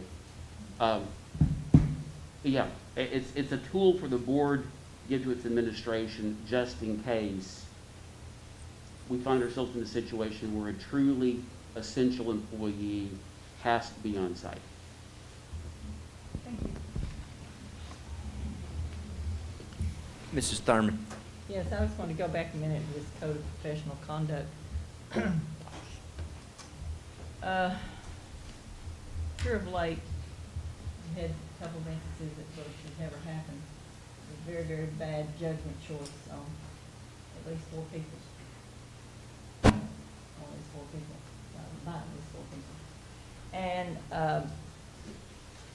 And I guess, because I asked after the first incident, and I was assured that everybody had been made aware and this would not happen again, and then it turns around and happens again. So I just want to be sure. So we go over these at the first of the year. Every teacher has to sign off on it. I ask this every time. They have to sign off on it. Say they've read it. Say they understand it. Then an incident happens. We go back over it again. Read it, understand it. They do it again. I'm not sure if they're just not afraid of retribution, or if it's easier to get.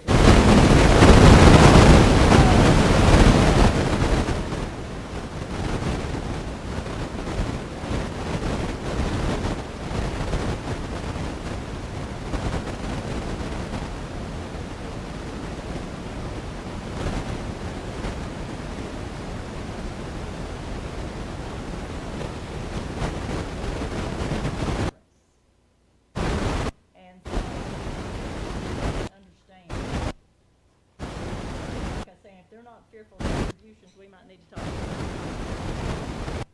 But, you know, like I said, I just want to be sure that we hone in on that and everybody understands what's expected of them and what is allowed in front of students and what's not. Yes, ma'am. And like I said, Scott and Mary and I have been working together on adding that to our training. Well, you be sure Dr. Johnson's in. Oh, absolutely, and he's well because, aware, like I said, yes. something's going on here, and I'm just not real sure what it is, but, you know, we just need to deal with some of this. Thank you. Mr. McClendon. Yeah, I just can't remember off the top of my, what's the sick bank leave and rescinded? Scott, can you talk a little bit about that? I just can't remember off the top of my head. Sure. So if you look at the sick leave bank, well, I mean, I think the policy was rescinded. And it was rescinded because the board has moved from having a bank where people have to chip in to offering a short-term disability leave policy.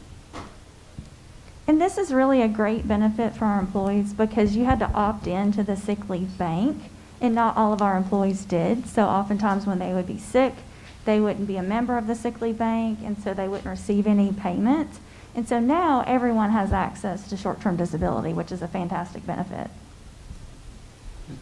Seriously, do we go through negotiations? I'm sorry, my fault. Yes, sir. Sorry, I should have done that, my fault. All right.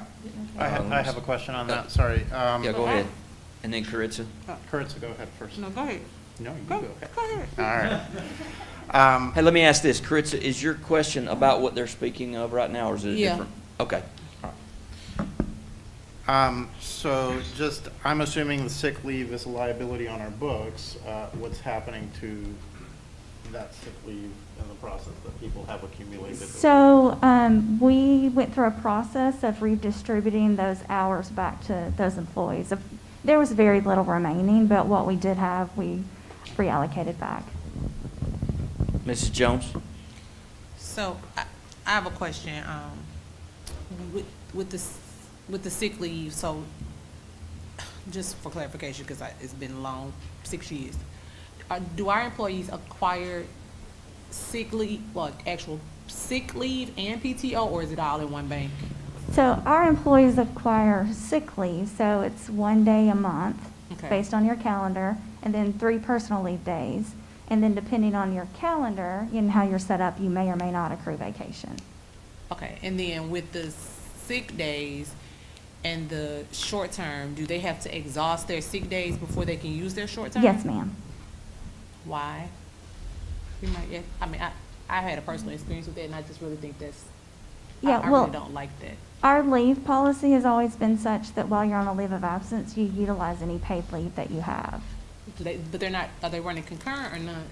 While you're on a leave of absence, so if you're on FMLA, it's an unpaid leave, and so you are required to use your paid leave while on leave of absence.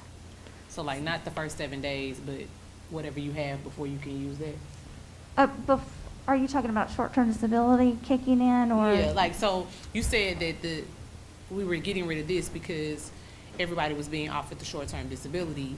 So what I'm saying is if they have short-term disability and say something happens, do they have to like use 7 days before they can start into short-term, or do they have to use like all 100 hours before they can go into short-term, or what does that look like? So you have to utilize any accrued sick leave that you have before you're eligible to roll into applying for short-term disability. And it was set up that way with the sick leave bank as well. I don't like that. Dr. Highlander? The people who contributed to the sick bank, when you discontinue that, did they get their days back? Yes, sir. She said that. I didn't. There was very little left, Thank you. but we did reallocate that. Thank you. Go ahead. Do we have to run that concurrent? I just had that experience as a baby when I just had my baby, and that was the first time that ever happened for me. Like before, That's our which I never had another. I hadn't had a baby before. I'm not saying that. I'm just saying because of the depending on and the reason why I'm asking that is because just sometimes people don't have the time. Some people don't.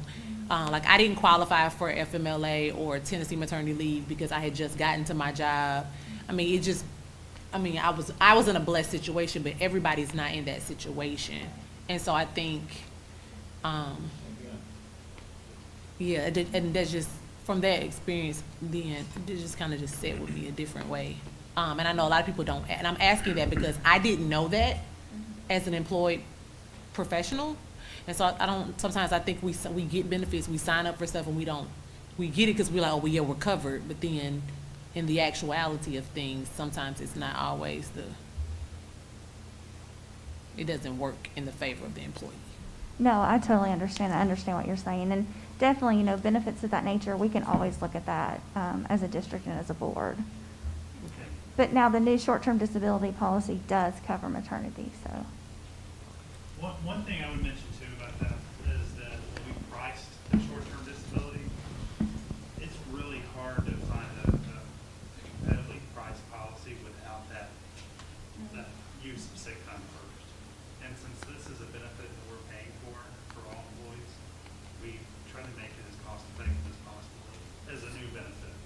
But the policy document itself, and we would have to rebid it and put that provision out there. I'm not sure it would be cost effective.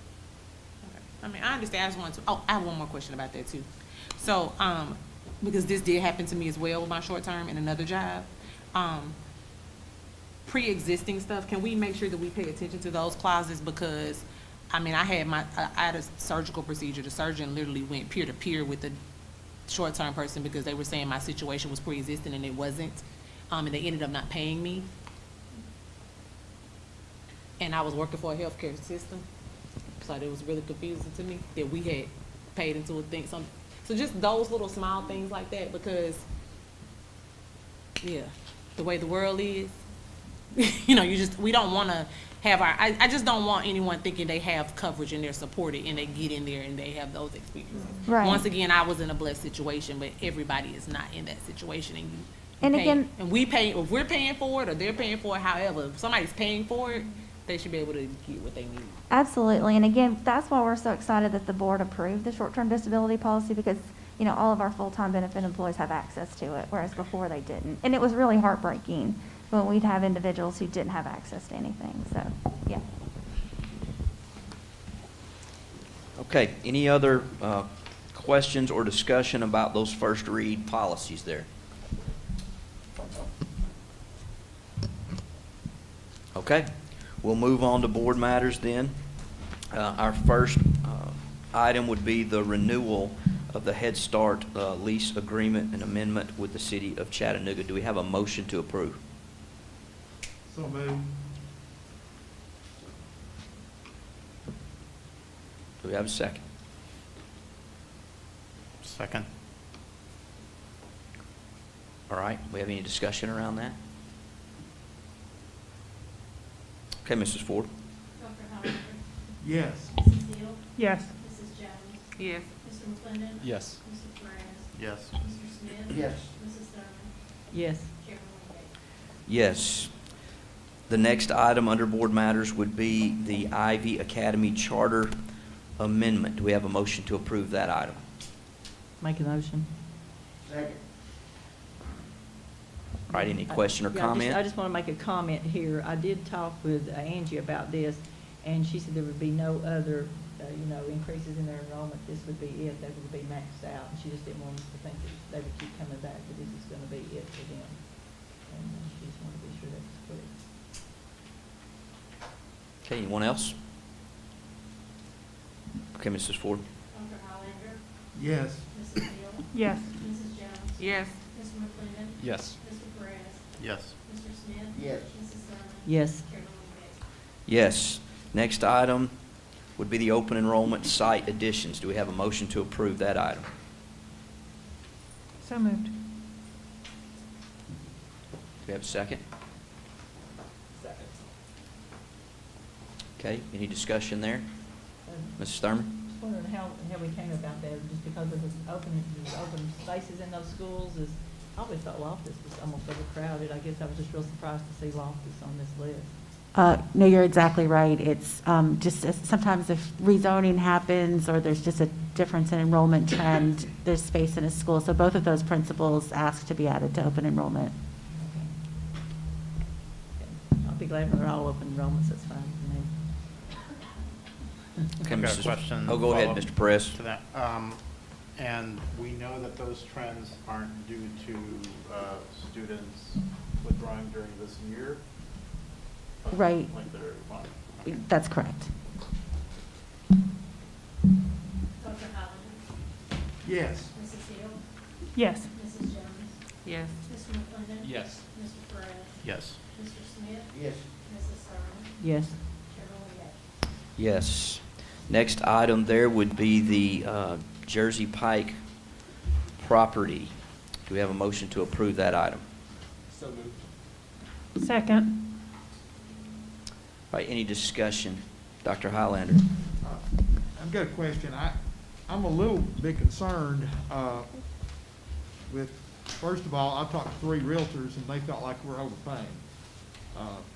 But that was just, that's an opinion. And just like attorneys, everyone has one. Is that right, Mr. Bennett? Oh, absolutely. But the three realtors, I felt like that we were above what we should be paying. I'm a little concerned with all the needs that we have in existing conditions. And to be honest, I like buying land and I like having land, and I do, I truly do. I'm just a little bit, and I'd like to hear other board members' comments. I'm a little concerned with our financial situation right now that we spend right at $1 million when we have other things that are really immediate needs in some of our existing schools. Mrs. Thurman? Well, I agree with Steve on this. If they be spending almost $1 million at this time, I just seeing so many businesses continue to go under, and we saw the situation with the state, having to cut their budget. I'm just not sure that this is something that and I know it's about the land. I know it doesn't come open that often, and if it's a place I think we need it, I'm not real sure that I really understood why we needed the land for CSLA, because it's not like it's in a neighborhood that's going to be growing and the school's going to be growing. It's a magnet school, and we can control the growth of a magnet school. So, I'm just not real sure what was going to be used for. Like I say, at this time, we're not going to have any money, because if you're buying it to build more buildings on, we need a lot of other schools before they get another new building on top of the one they have. So I'm just not real sure if that's what, as a board, we need to be doing right now. That's just my thoughts about it.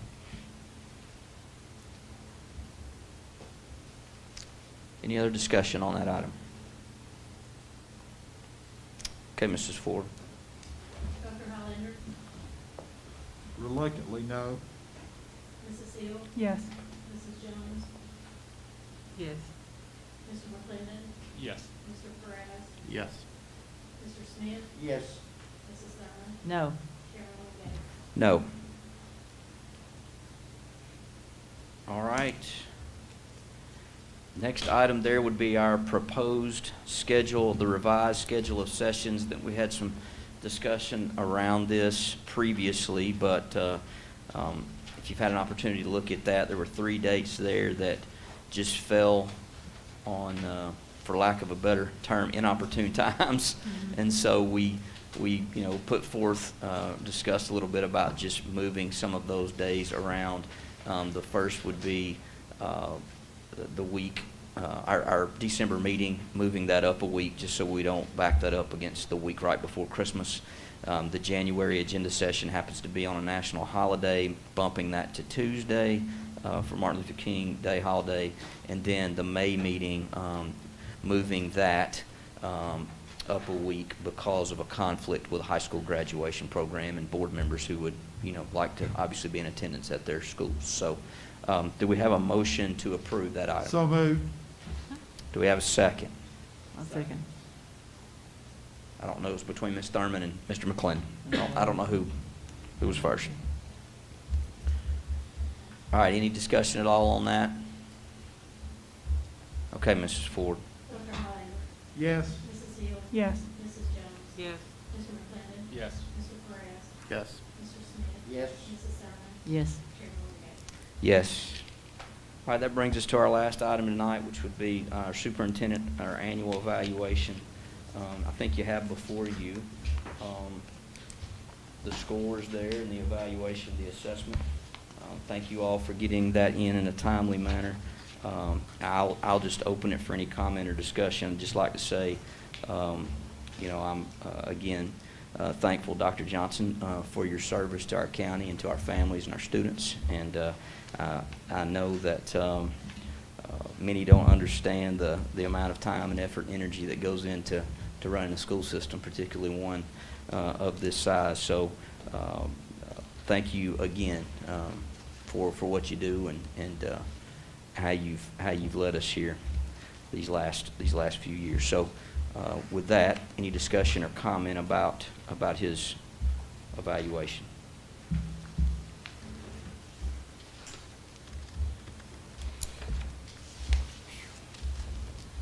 Mrs. Hill. Well, I'd say that, Brian, you have elevated our expectations in Hamilton County, and for that I'm thankful.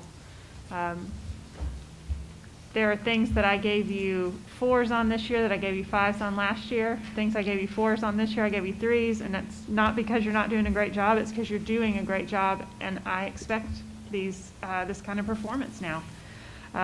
So thank you. Thank you for making us all expect more and delivering that for our students. Mrs. Jones? Dr. Johnson, I call him Dr. Johnson because I think that's why he has the evaluation that he has. It's because he has a level of intellect and experience that affords him that opportunity to do so. So thank you, Dr. Johnson, for your work. And I've said from the beginning, Dr. Johnson was impressive on a piece of paper. He was impressive on the Zoom meeting, in the boardroom, conference room across the way. He was impressive when he came in here and sat here the day after he lost his mother and owned We Are Hamilton. And he has yet to not impress me in the work that he does. And so I'm just grateful for his leadership. I am thankful for the work that he does. And I think that you need to know that because I want you to be around when my baby gets ready to go to school so he can be in a great system. And I know that, and I'm just saying, in the midst of a lot going on, people like Dr. Brian Johnson and Carissa Mosley Jones are hot commodities. No, I'm just playing. And people yank up great talent, just saying.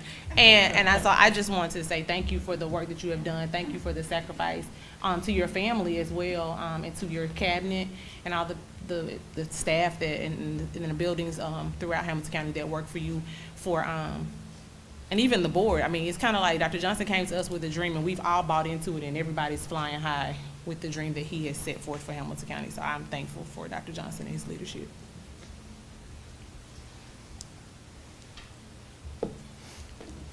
Mr. Perez? So, you know, this is your moment to sit back and listen to people be grateful for you, which I can imagine isn't comfortable.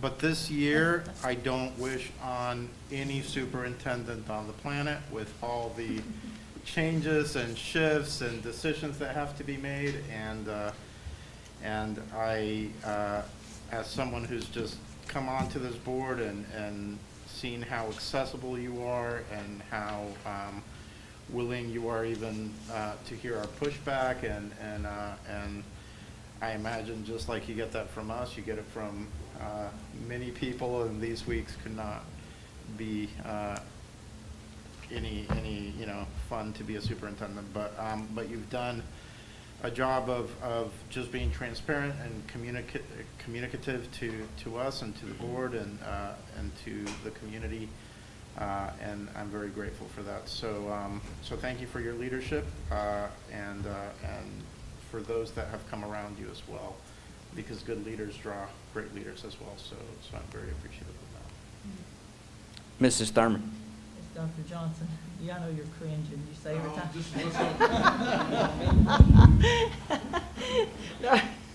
He has told me before when he was down sees me a message from me or an email, he goes, he cringes. But this year you've turned the tables on me, so every time I see a text from you, I cringe. I think, what school is it this time? Karma, Rhonda. So you kind of turned the tables on me. That's right.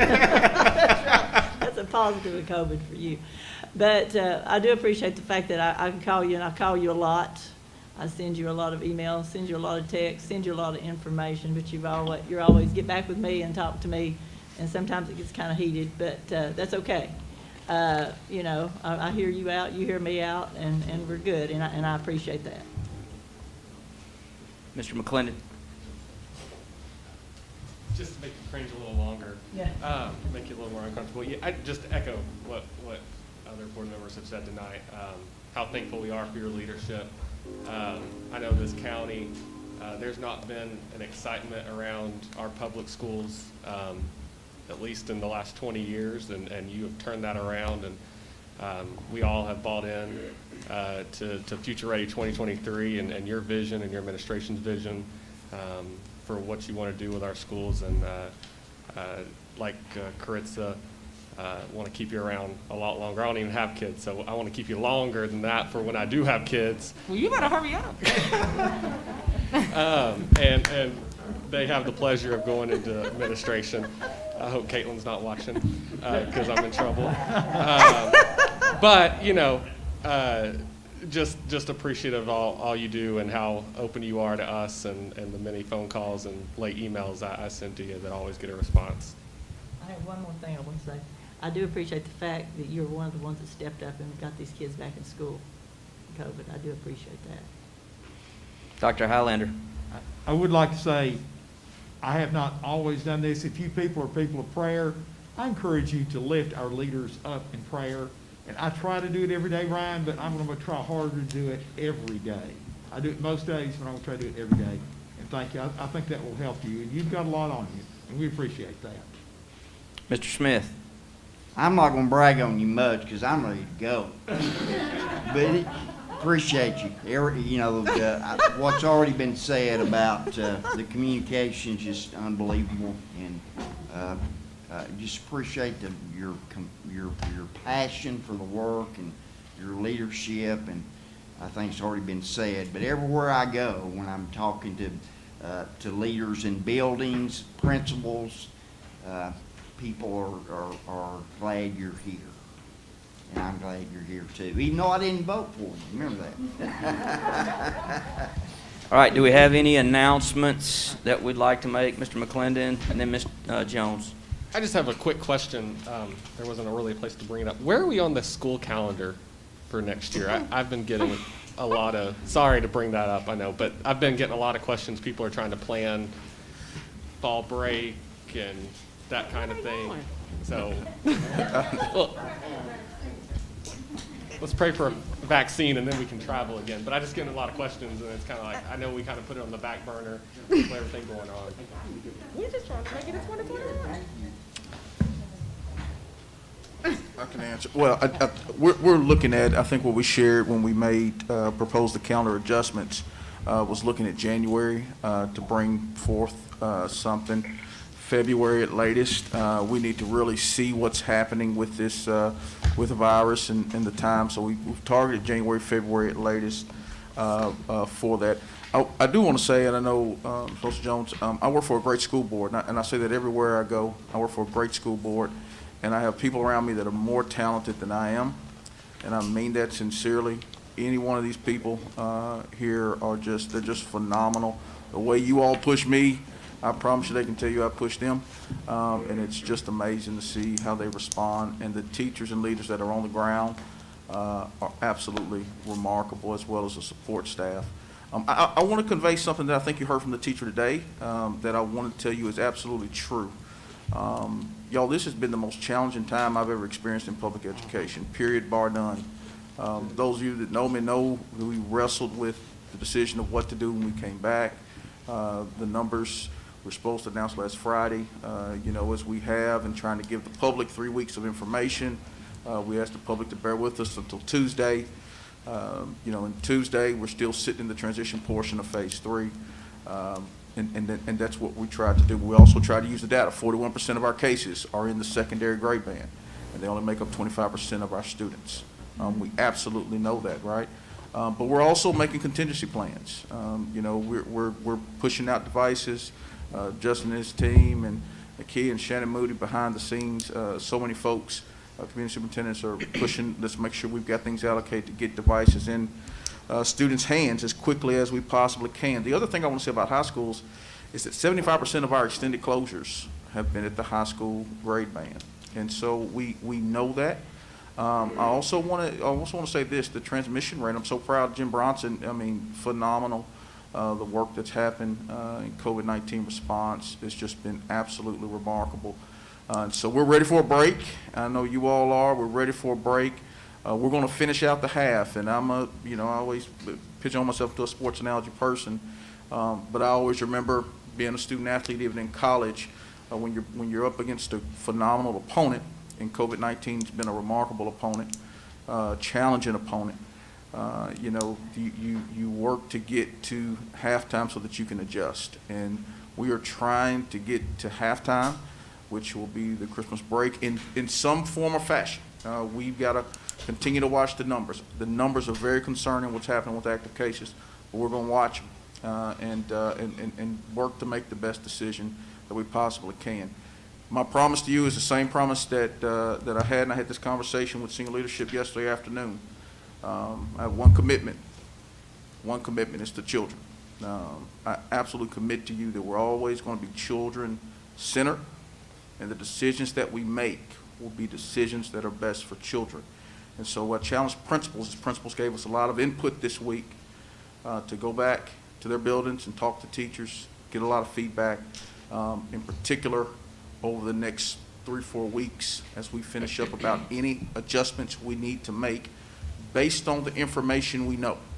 We know that 41% of our cases are at the secondary grade band, so do we need to shift our operational working some based on the phases, based on what we know? What adjustments do we need to make? I thank the public for their grace, and I'm just going to tell you, this has been absolutely, unequivocally the most challenging semester, or 9 weeks. We started in the summer, in spring. It's been the most challenging 9 months of my professional, personal career, just from the standpoint of the work that's being done. And I'm sensitive to the fact that if I'm feeling that, our teachers, our leaders, and our staff are feeling that. They have been remarkable. So thank you all for your continued support. And I'm absolutely humbled to serve. Tucker, if we don't get you married off here in a little bit, I'm with Caitlin. If we don't get you married off here in a little bit, there's going to be a bigger problem. So You're going to be getting a new we got to get that figured out. And we already said Dr. Highlander can get it done. So she wants to drive by next month. We'll turn the boardroom into a drive-by. Hey, that's I heard all. he's praying for That's it every all day. recorded It's all in public for posterity. So you're getting squeezed. That's in the minutes. Would you like to propose here on? Mrs. Jones, did you still need to say something? Yes, I do. Okay. Hopefully it's not about me. I know there's been a lot going on, and this has been a very long board meeting, but I cannot, as the representative for District 5, let this week go by without acknowledging that on November 21st of 2016, 37 lives, and every one of us that were connected to those lives were changed. And this Saturday will be the 4th year anniversary for the Woodmore Bus 366 accident, in which we lost 6 precious lives and the 31 others on that bus were affected. I was looking the other day, I'm friends with several of the mothers on social media, and how some of them have new babies. God has blessed them with new lives in their lives, and they've started businesses, and how things have happened. And I look at some of the children, and they're now in middle school, and some of them are headed to high school, and life has changed tremendously for them.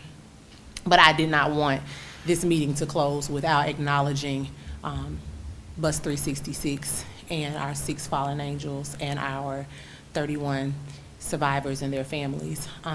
So on Saturday, when you're out and about and you're thinking about everything, just whisper a little prayer for the families of Bus 366. I know that Demayan's mother owns a restaurant, Chatty's, and right off of Dotson, and they're doing something there on Saturday. And so Lord Jesus, Diamond, not Jasmine, Diamond Brown is doing something there. And I know some of the families are probably going to gather there, and they all do their own celebrations. But I just wanted to, I just felt remiss not to say something in remembrance of that situation and in honor and memory of those students. Thank you very much. Appreciate that. All right, guys, anything else at all? Okay. Meeting is adjourned.